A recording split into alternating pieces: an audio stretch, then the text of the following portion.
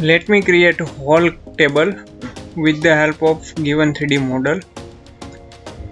So for the file section, go with the drafting section. Now here you can create the 2D drawing with the help of 3D model. So select the size as a A2 and OK. Close. Go with the base view. Place the location. Now section view and create one section from the center. Close. Okay, you may find out the whole command over here. You have to hide and show this option. So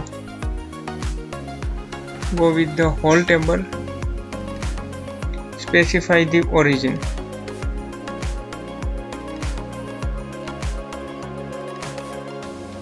And object, we have to specify the vector and place the whole table. You find out the whole table for the given object.